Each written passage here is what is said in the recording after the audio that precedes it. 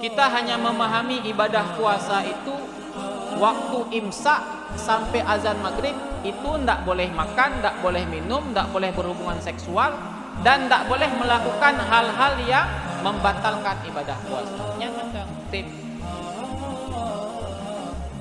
Selebihnya, padahal ada perkara-perkara yang juga penting misalnya. Salah satunya apa? Bagaimana kita mengendalikan hawa nafsu kita. Pertanyaannya, apakah pada waktu siang kita bisa mengendalikan hawa nafsu? Semua orang merasakan bisa. Tapi sebenarnya di mana ujian mengendalikan hawa nafsu itu, Pak? Bukan di siang hari. Karena mau kita lapar pun, mau kita haus pun, anjir kita apa jauh. Gerah dah tuh Pak Nasir. Hanya jadi idenya. Dosa besar. Kapan ujian mengendalikan hawa nafsu itu? Ketika berbuka dan sahur. Disinilah banyak orang yang gugur dalam bab pendidikan Ramadan. Sidang jamaah maghrib dan isya yang dirahmati Allah Subhanahu wa taala. Tak terasa tinggal beberapa hari lagi lamanya kita akan dikunjungi tamu yang begitu agung, yaitu bulan Ramadan. Rasulullah sallallahu alaihi wasallam tatkala hendak bertemu dengan bulan Ramadan senantiasa mengingatkan kaum muslimin pada saat itu tentang keutamaan-keutamaan yang terkandung di dalam bulan Ramadan.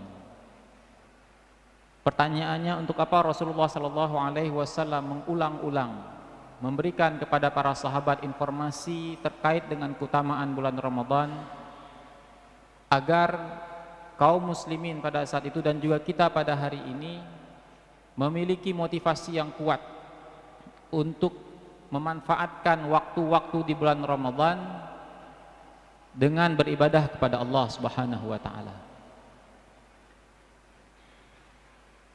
Pertanyaannya, bagaimana sikap kita tatkala kita hendak bertemu dengan bulan Ramadan?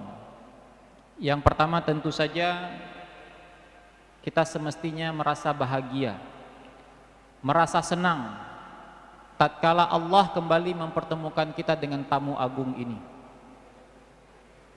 Sebagaimana firman Allah Subhanahu wa taala di dalam surah Yunus ayat ke-58, yang di sana Allah Subhanahu wa taala berfirman, "Qul bi fadlillahi wa bi rahmatihi fabidzalika falyafrahu."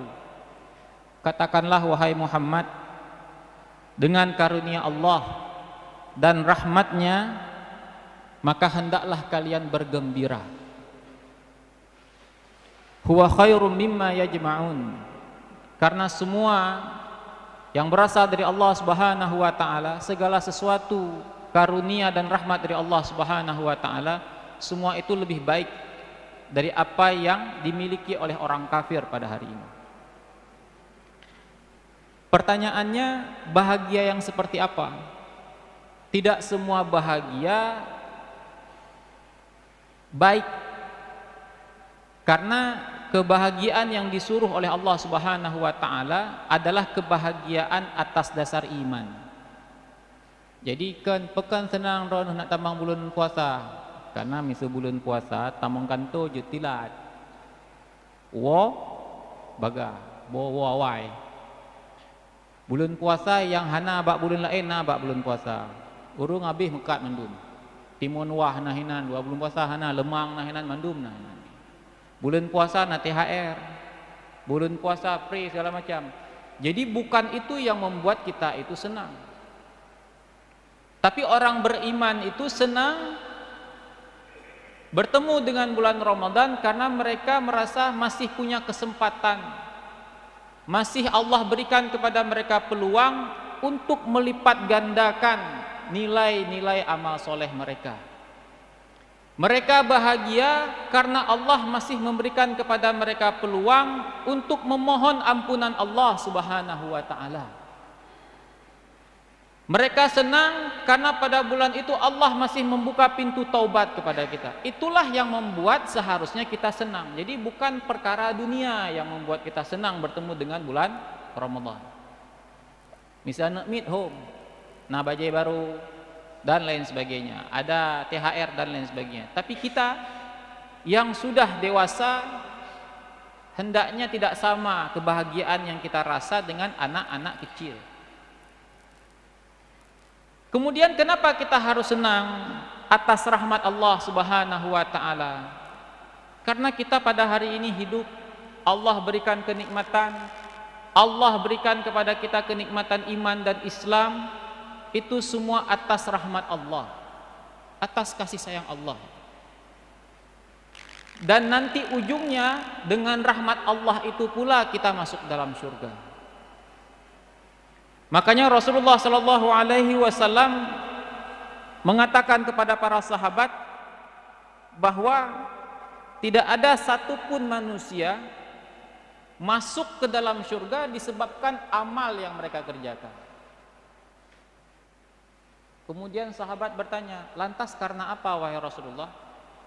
Semua yang Allah kehendaki masuk ke dalam surga itu semua atas rahmatnya, atas kasih sayangnya.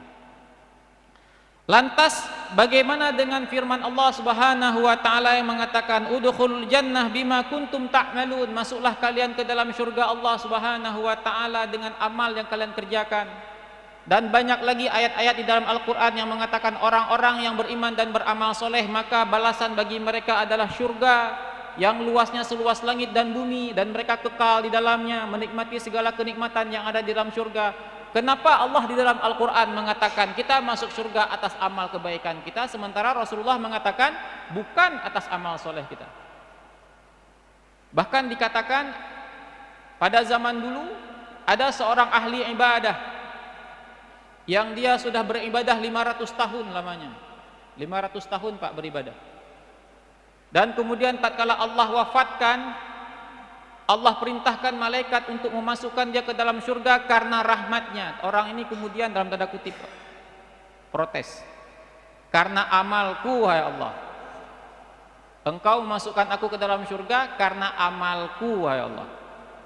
Kemudian Allah mengatakan, baik, kalau karena amalmu mari kita timbang. Ditimbang ibadahnya selama 500 tahun, ternyata nilai dari ibadah dia selama 500 tahun hanya cukup untuk menutupi nikmat satu bola mata. Mannya 500 tahun ibadah Pak, tanya. Mau umuhan terus 500 tahun. Ibadat belum. Yang dalam nama saja jahiliyah.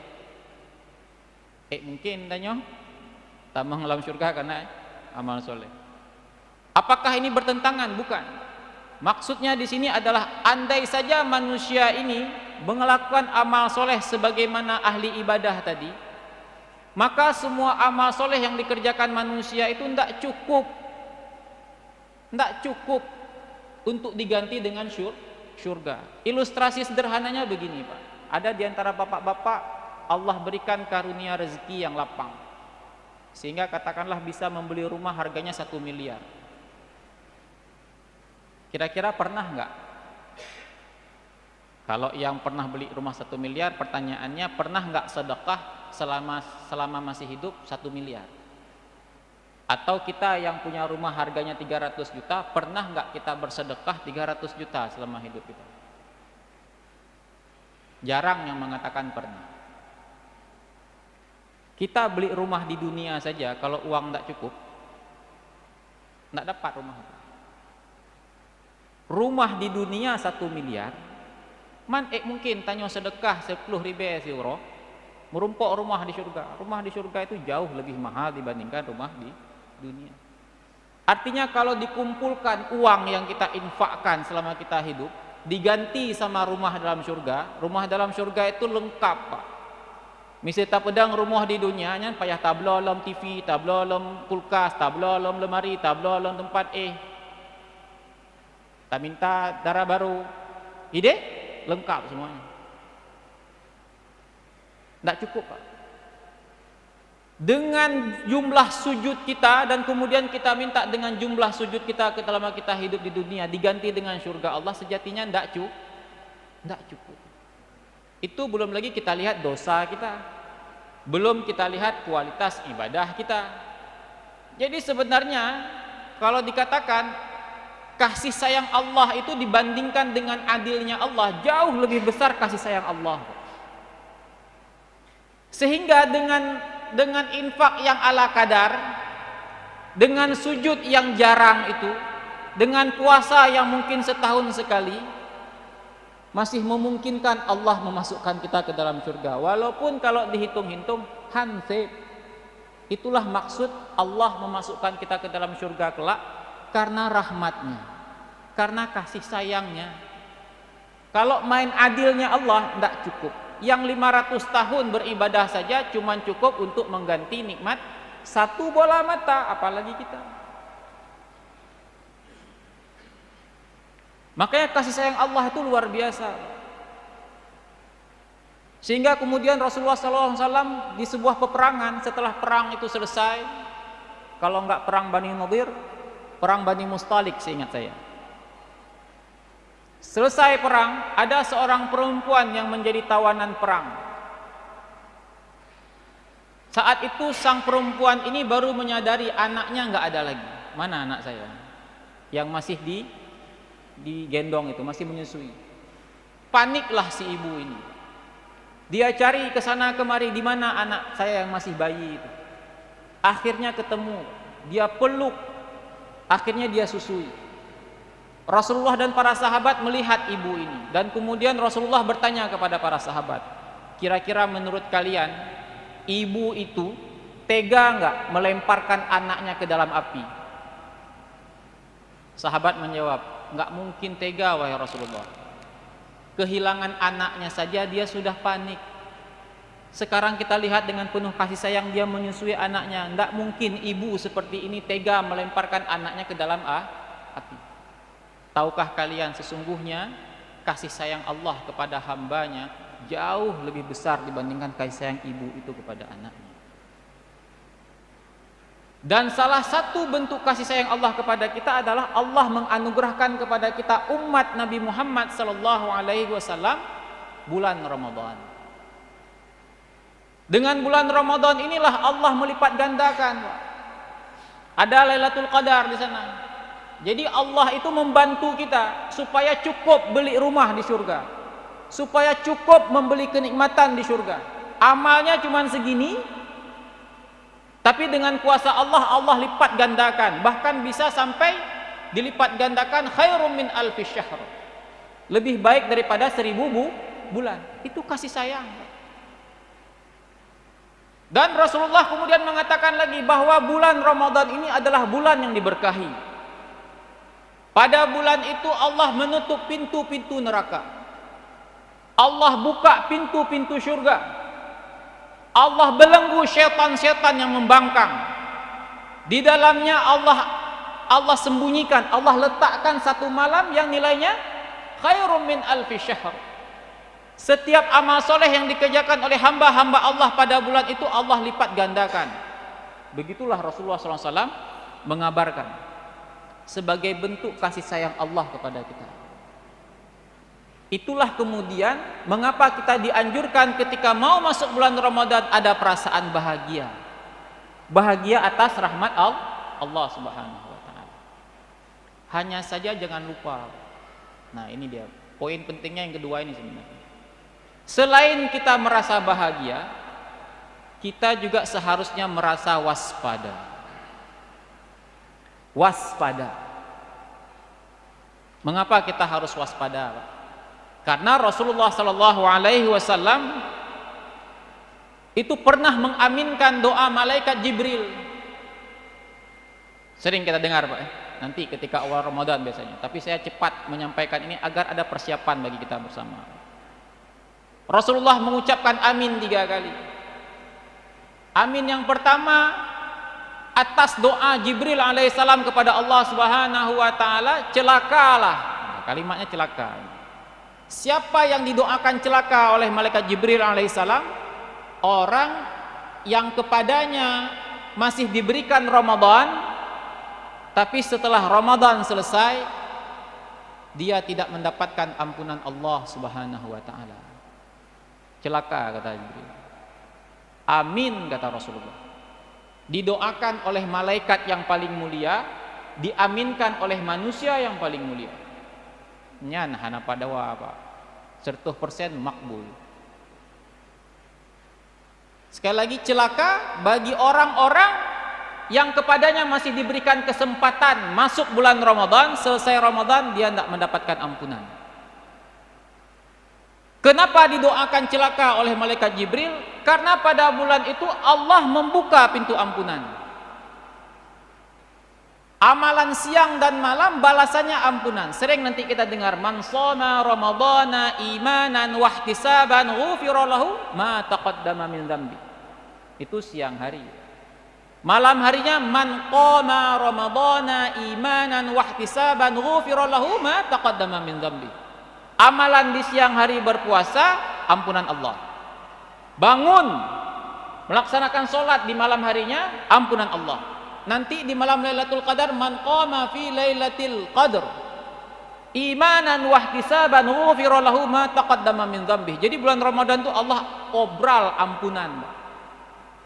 Tapi anehnya Allah sudah buka pintu ampunan yang begitu luas, dia nggak diampuni. Bukan karena Allah nggak mengampuni, dia nggak minta ampun. Bukan saja dia tidak minta ampun, dia tidak mengerjakan amalan-amalan yang balasannya ampunan Allah. Celaka ini orang. Sudah dibuka pintu ampunan, dia nggak masuk ke dalam pintu itu. Jadi yang masalahnya dia nggak mau masuk. Masalahnya bukan nggak diampuni, dia nggak mau minta. Betul-betul celaka.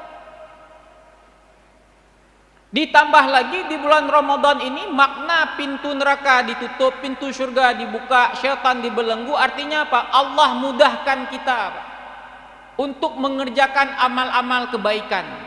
Jadi salah satu musuh manusia itu syaitan dibelenggu. Jadi satu-satunya musuh siapa? Hawa kita, hawa nafsu kita. Itu yang nggak mungkin dibelenggu. Siapa yang belenggu? Kita. Karena hawa nafsu ini ada di dalam tubuh kita. Syaitan itu Allah belenggu. Nah, sekarang urusan hawa nafsu urusan kamu, karena itu ada di tubuh kamu, ada di dalam jiwa kamu. Nah, sudah semudah itu Allah buat syaitan dibelenggu, amal soleh dilipat gandakan, bahkan bisa melebihi 1000 bulan, diberkahi lagi. Tidak beramal juga. Syaitan sudah tidak ada, masih malas. Nah, itu. Syaitan kadika, syaitan bingung. Tanya mentang kadika oleh Allah, mentang bu apa kapluan. Ambil macam.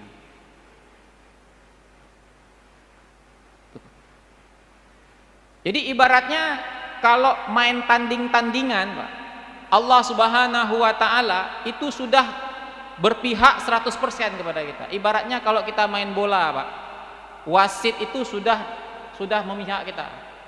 Biasanya 11 lawan 11, sekarang kita 11 orang 9. Kita ada penjaga gawang, dia nggak boleh ada yang jaga gawang.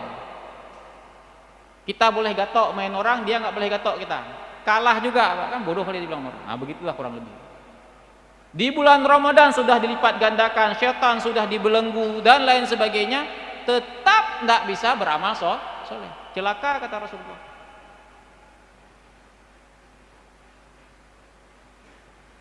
Nah, yang paling ironi,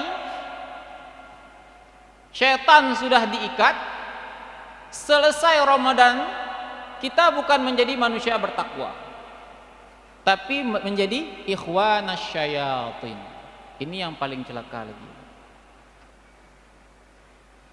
Mengapa bisa selesai Ramadan kita menjadi saudara-saudara syaitan? Ini yang menjadi persoalan. Karena apa? Karena kita belum memahami maksud dari ibadah puasa.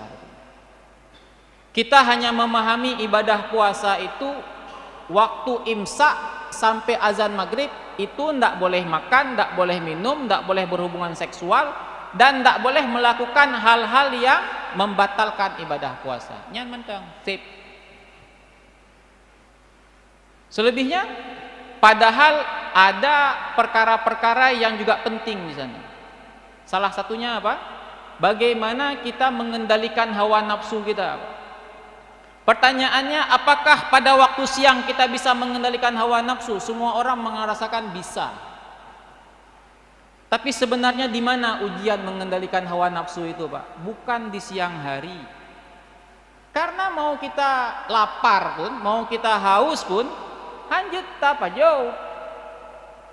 Gerah dah tu Pak Nasir. Hanjut JPI dah. Dosa besar. Kapan ujian mengendalikan hawa nafsu itu? Ketika berbuka dan sahur. Disinilah banyak orang yang gugur dalam bab pendidikan Ramadan. Lantas di mana hubungannya setelah Ramadan selesai? Dia justru menjadi saudaranya syaitan, sementara ketika Ramadan syaitan dibelenggu.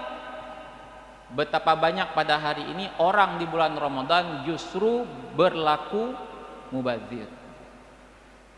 Nyotip-tip tun lagi. Perhatikan bagaimana di bulan Ramadan seharusnya makanan kita berkurang, seharusnya uang yang keluar itu menurun, pengeluaran menurun. Justru di bulan Ramadan pengeluaran membengkak. Kalau hari-hari biasa sebulan cukup 2,5 juta, Ramadan ada aja 5 juta, hansip 2,5 juta.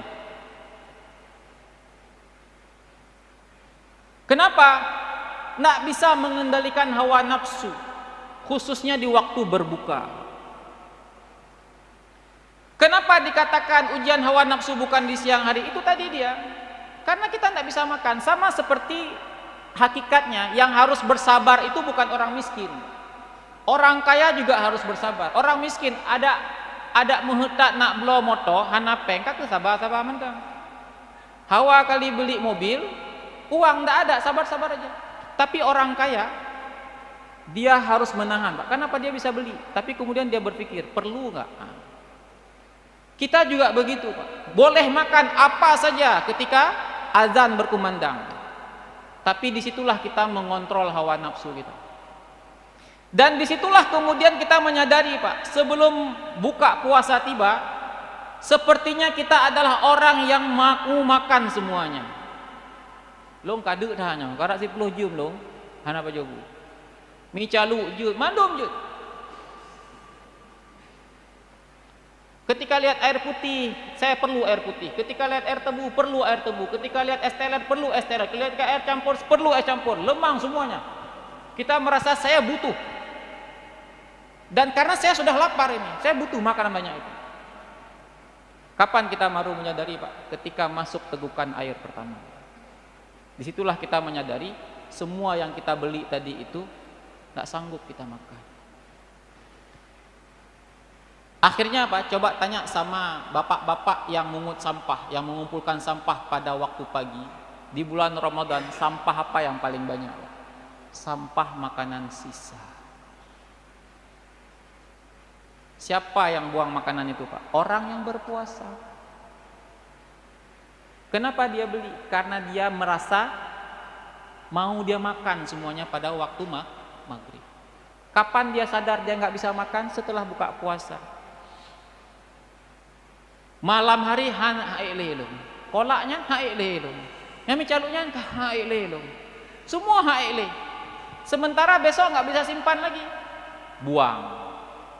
Tapi anehnya hari kedua berulang lagi, jam 6 duk dah long. Hok kami caluk gunanya, hok kan. Malamnya sadar lagi, Pak, buang lagi. Hari ketiga merasa lapar lagi, malamnya sadar lagi, besok pagi buang lagi, terus seperti itu. Allah mengatakan inna mubadzirina kanu ikhwanasy syayatin. Orang yang mubadzir itu bukan sohibnya syaitan, saudaranya syaitan. Siapa yang menjadi saudaranya syaitan pada bulan Ramadan itu? Orang yang berpuasa. Jadi jangan GR kita, begitu 1 Syawal bertakwa insya-Allah. Lagi bayi ban lahir. Nyan leploh huro nyan but Pak. Jam 6 sore beli apa yang mau, jam 10 malam buang yang tadi kita beli. Besok berulang lagi. Celaka. Begitu juga sahur Pak. Jadi kalau berbuka kita merasa penting makan semua karena kita sudah 10 jam lebih berpuasa, sahur juga begitu. Harus saya makan banyak nih karena bentar lagi tidak makan. Padahal Rasulullah Pak menyuruh kita sahur itu, coba cari di kitab-kitab, tanya sama tengku-tengku, tanya sama guru-guru kita. Ada enggak Rasulullah menyuruh kita bangun sahur supaya besok kuat puasa? Ada? Enggak ada kalimatnya begitu. Disuruh kita bangun sahur untuk mengambil keberkahan dari waktu sahur. Perhatikan bagaimana sahur Nabi. Nah lagi tanya gabu Pak. Ambil nasi sebanyaknya, masak apa yang ada dan lain sebagainya. Bahkan biasa sejak kecil kita dulu. Begitu sirena imsak berbunyi, nya melek-lek dengan sirenanya. Gluk gluk gluk gluk gluk gluk gluk gluk gluk gluk gluk gluk gluk. Bentang sirena, bujik gluk gluk gluk gluk gluk gluk gluk. Seolah-olah merasa semakin banyak kita makan, semakin banyak kita minum, semakin kuat siang harinya. Kenyataannya, leuh tubuh dengar. Gara-gara banyak makan, bahkan na'udzubillah waktu sahur itu ada cobaan Pak. Televisi lawaknya lawak je, tak kalanya lom. Hilang berkah kita. Kita bangun sahur memang, tapi hilang berkah. Dari mana kita tahu sahur kita tadi itu berkah atau tidak? Lihat siang harinya. Misalnya tengah dengan jaga hana berkah. Pakai hana but, dengar tak lu. Kan bulan puasa kan ibadah. Mohon maaf Pak, saya tidak temu hadis itu Pak. Coba tanya sama guru-guru yang lain. Setahu saya hadisnya palsu. Saking palsunya hadis, di kitab hadis palsu pihana. Tidur orang yang berpuasa. Karena Nabi hantom, kalau tidur itu beribadah Pak. Tak kala Imam Syafi'i nyambut Pak. Dua ge khatam si ro Pak. Si bulan 60 ge khatam Quran. Ekna urang tengut nyan khatam 2 ge. Kalau tidur itu ibadah, pahalanya besar, nyan abeh dum ulama Nabi nyan tengah dur. Kenyataannya enggak. Bahkan Rasulullah berperang. Malam harinya bahkan mereka pun enggak tidur malam harinya. Kita hilang keberkahan. Bahkan Allah Subhanahu wa taala dalam Al-Qur'an di surah Ali Imran di antaranya Az-Zariyat mengatakan apa? Keutamaan waktu sahur itu memohon ampunan Allah Subhanahu wa taala. Wabil asharihum yastaghfirun. Jadi salah satu zikir yang utama sekali di waktu sahur itu ketika kita bangun banyak-banyak minta ampun di situ. Karena itulah ciri orang bertakwa kata Allah Subhanahu wa taala.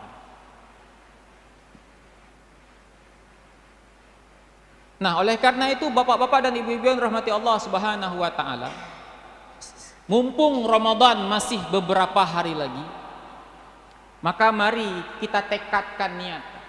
Ramadan tahun ini jangan lagi sama dengan Ramadan yang sudah-sudah. Rasulullah itu mensedikitkan makan, Pak, hatta ketika mereka berbuka. Tadi sahur banyak makan, siangnya tidur. Buka puasa banyak makan, malam jipi tengah. Makanya carilah masjid-masjid yang bacaan imamnya pendek. Nya misi panjang bacutnya kadegi yang jemaah yang kawan. Makanya ada anekdot di Banda Aceh, satu ayat agak. Itu penuh masjid, Pak. Ke anak muda nak tamat SMA jut Pak. Teman tanya ke apa puluh 50 tahun kali puluh ke puasa. Jangan lagi begitu. Pertanyaannya mengapa kita tidak bisa menikmati malam harinya dengan ibadah? Tadi kuncinya di berbuka. Ketika berbuka kita enggak bisa mengontrol hawa nafsu kita, sehingga malamnya kita enggak bisa beribadah. Ketika sahur kita tidak bisa mengontrol hawa nafsu kita, siang harinya hilang berkah, kita pun tidak bisa beribadah. Padahal Kalau kita lihat waktu sahur tadi, di situ ada keutamaan. Untuk apa? Meminta ampun kepada Allah Subhanahu wa taala. Di menjelang berbuka juga ada, Pak. Dan ini sering dilupakan sama kita. Nyan poh 6 hurung ho. Pasar impres, pasar kota. Padahal waktu itu waktu mustajab untuk apa? Ini kalau Arab Saudi itu. Siapa yang pernah pergi umrah ke Mekah, ketika menjelang buka, apa yang terjadi pada mereka? Menengadahkan tangan, meminta kepada Allah Subhanahu wa taala. Waktunya mustajab betul. Di mana kita waktu itu? Kita mencari urusan perut. Sementara kata Imam Ali bin Abi Thalib karamallahu wajhah, barang siapa yang siang dan malamnya memikirkan isi perutnya, maka sejatinya nilai dia itu tak lebih dari apa yang keluar dari perutnya. Ketika bulan puasa mulai imsak, itu yang kita pikirkan, apa yang saya makan nanti ketika berbuka, maka nilai kita tidak lebih dari apa yang keluar dari perut kita. Disinilah rahasia mengapa Imam Al-Ghazali membagi orang-orang yang berpuasa itu, Pak. Yang paling tinggi itu puasa khawasul khawas itu. Kalau orang sudah masuk puasa khawasul khawas itu, dia tidak berpikir, Pak, berapa jam lagi buka, berapa jam lagi buka. Dia enggak berpikir, Pak, rencana buka puasa apa saja. Nya baru po 7 bengah, Pak. Karena rapatnya kan dengan ibunya. Tu nya po 7 tu puta buka. Itu baru 2 jam kita imsak. Baru 2 jam sudah pikir nanti rapat. Tapi pernahkah kita itu di rumah merapatkan bersama istri dan anak kita, mengkondisikan rumah kita itu? Bagaimana kita bisa memperbanyak tilawah? Bagaimana kita bisa memperbanyak membagi kepada orang lain? Bagaimana kita berpikir untuk memfotokopi pahala puasa kita? Kalau hari ini uang 100.000 itu bisa difotokopi dan berlaku fotokopinya, Pak. Ana lihat orang kerja, Pak, fotokopi semua itu. Bapak punya uang 3 juta, bisa fotokopi 3 kali dapat 9 juta, nya nggak mau kerja lagi, Pak. Tapi siapa yang kemudian termotivasi memfotokopi pahala puasa? Karena Rasulullah mengatakan, barang siapa yang menyediakan makanan berbuka bagi orang yang berpuasa, maka dia mendapatkan pahala orang yang berpuasa itu tanpa sedikit pun mengurangi pahala orang yang berpuasa. Siapa yang kemudian bisa mengkondisikan keluarganya ketika bulan Ramadan mengisi detik-detiknya dengan tilawah Al-Quran? Karena satu hurufnya diganjar 10 sama Allah. Di bulan Ramadan kalau diganjar 70 lagi, berarti satu huruf 700, Pak. Misal Presiden Jokowi hurufnya pegah, siapa yang baca Pancasila satu huruf 700 perak, Pak. Siapa yang sanggup baca Pancasila nih kalau dibilang satu huruf 700 perak? Semua sanggup, Pak. 1000 kali pun sanggup kita. Udah kebayang di kepala kita. 1000 kali baca Pancasila dari sila pertama sampai sila kelima. Siga baca merumpok peng, sertuh ribe. Man sertuh gua baca? Allah menjanjikan, itu nggak mungkin presiden, Pak, bangkrut negara Indonesia kalau gitu. Tapi Allah pasti janji, Pak, satu huruf 10 di bulan Ramadan diganjar lagi, Pak. Huruf dalam Al-Quran itu ada 1 juta lebih.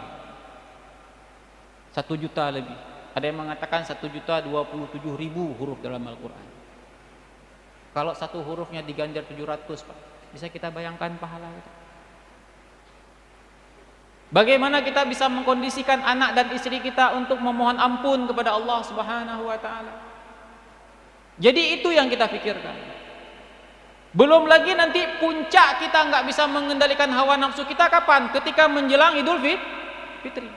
Itu dipertontonkan kembali sama orang yang berpuasa ini, bagaimana dia itu menjadi saudaranya syaitan. Sofa yang masih bagus harus diganti. Gorden yang masih bagus harus diganti. Yang ambal-ambalnya padahal masih bagus harus diganti. Hanya untuk mempersiapkan satu hari itu satu. Di mana itu semua? Mempertontonkan kemubaziran. Nah, apakah mungkin, Pak, ketika kita masih melakukan hal yang sama dari Ramadan ke Ramadan, setelah Ramadan selesai kita menjadi orang yang bertakwa? Sama sekali tidak mungkin. Selama kebiasaan kita menghadapi makanan itu di waktu berbuka dan sahur Dan tatkala kita akan menyambut Idul Fitri masih sama seperti tahun-tahun yang sudah. Disinilah mengapa kita perlu saling mengingatkan. Mumpung Ramadan itu belum tiba di hadapan kita, tapi sudah harus kita persiapkan. Kalau pada hari ini kebanyakan manusia mempersiapkan tabungannya untuk Idul Fitri, mudik, mengganti perabot rumah. Para ulama-ulama dulu, para sahabat termasuk, mereka menabung untuk apa? Agar uang yang mereka tabung itu bisa mereka infakkan di bulan. Berbeda antara kita dengan mereka. Oleh karena itu Bapak Ibu yang dirahmati Allah Subhanahu wa taala, mumpung Ramadan masih 20 hari lagi, mari mulai hari ini kita persiapkan diri kita, persiapkan pemahaman kita tentang hakikat dari puasa itu sendiri, sehingga Allah berkenan menjadikan kita menjadi hamba-hamba yang bertakwa tatkala Ramadan selesai. Amin amin ya rabbal alamin. Aqulu qauli hadza wa astaghfirullah li wa lakum. Subhanakallahumma wa bihamdika asyhadu an la ilaha illa anta astaghfiruka wa atubu ilaik. Assalamualaikum warahmatullahi wabarakatuh.